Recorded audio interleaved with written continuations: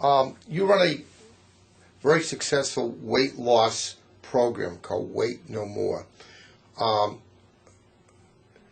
Is it a business or is it more? Oh, it's a business, but it's a lot more than that. Everybody here, my mother is the founder of the business, and we do this from the heart.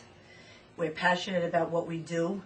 My mother is a success of her own program. I'm a success of the own program, weighing almost 60 pounds more than I do right now 7 years ago.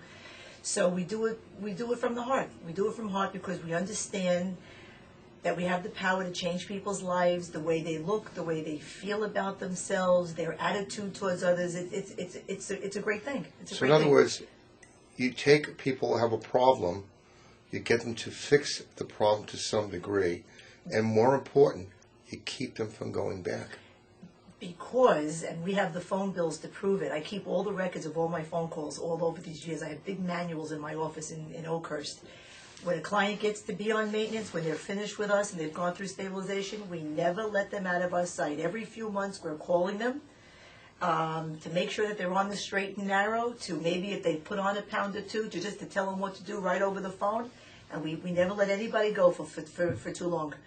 So in other words, good follow-up leads to good maintenance. Absolutely.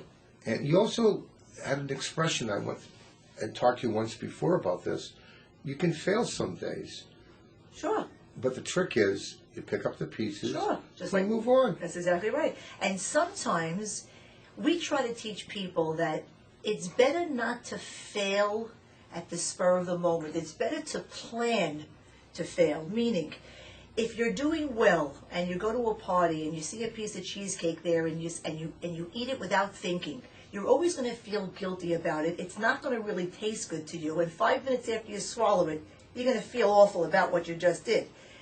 Versus what we try to tell people, if somebody says to me, Laura, I'm going to a birthday party in 2 weeks, I say to them, if that's the time that you really want to let loose a little bit, let's be great up until then.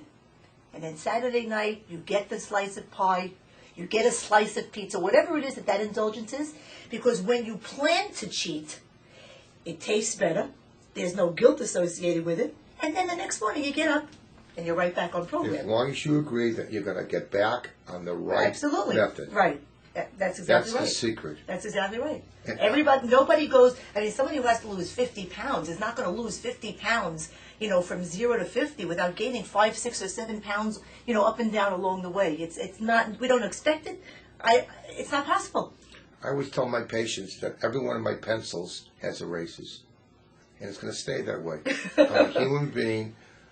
But you have to admit you made a mistake. Sure, but that's okay. There's nothing wrong with that. I don't think there's anything wrong with it. As long as you admit it is a mistake and say, look, I will compensate and I'll move on. I'll tell you something else. Sometimes when a client comes to me, especially they've been doing well, they went on vacation, and for the first time in many, many months of eating right, they really let loose, and they said, to hell with it, I'll just get back on track when I get back to the office.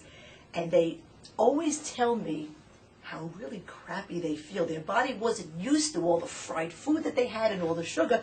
And I say to them, don't be upset with yourself.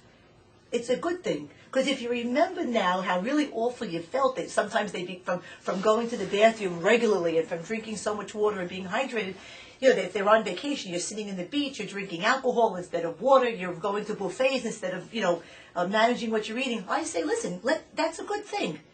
You've been eating well for so long, you saw how your body reacted to it. Now you went away from 1 week of pure, indulgence. You don't like the way you feel? That's a good thing. Now you've learned another lesson, haven't you? So in other words, you pick up from the mistake. Right. But it's a learning experience, so it's sort of like a little education. Oh, absolutely. Absolutely. So the success that you have is just keep going on. Just keep going on. Nobody breaks a bad habit.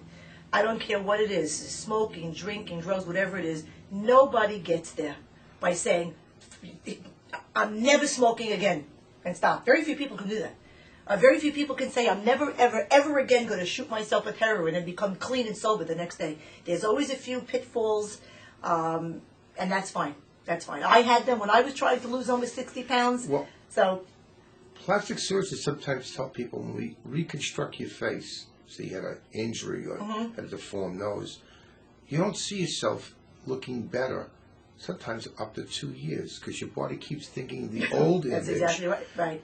And maybe never 100% because there's always a little bit in the back of your mind. But you get to that 2-year mark, more likely you rethink that I look the new way, which is now the real way. Is that correct? I believe so too. Yeah, which when you say the real way, it reminds me. The way that you really others see No, it. a lot of times what we hear from clients when they're in the weight loss process, they're not all finished yet. Maybe they're halfway there if they had a lot of weight to lose.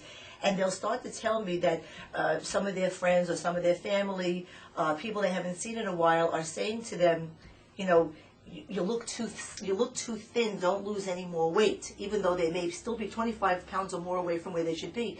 And I'm trying to tell my clients, just say thank you very much. I appreciate the compliment. Because what I always try to tell them, it's not that you look too thin. These people who've known you being overweight all your life, if you had never gained weight in the first place, being thin now is how they would only know you. So do you understand what I'm saying? So they have to look at you differently. The people around you have to accept the new you. So in other words, it's not that you're too thin. Your community looks at you the old way. That's exactly and right. That can sabotage you. And they absolutely do. They probably say, "Oh, you don't look healthy." You absolutely do. And I always ask my clients, please look at those people. Who is saying this to you? Are they in good shape? Are they overweight themselves? Most of the time, they're hearing this, "Oh, you're too slim," from people who are overweight, because the fact that this client of mine is doing well says to this client that she's a failure because she can't do it. Do you understand what I mean? If somebody is it's human nature. It's human nature. You're really angry inside that this person that you know made a commitment, is doing it, and is looking great, and inside that person's thinking, why can't I do that? They're almost as if they're waiting for their friend to fail. Like if the average weight for a person is 150, and everybody gets fat, and everybody's average weight is 180.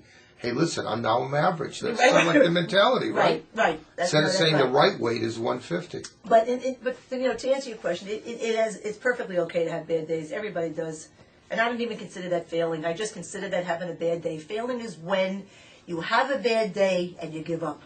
That's failing. Thank you.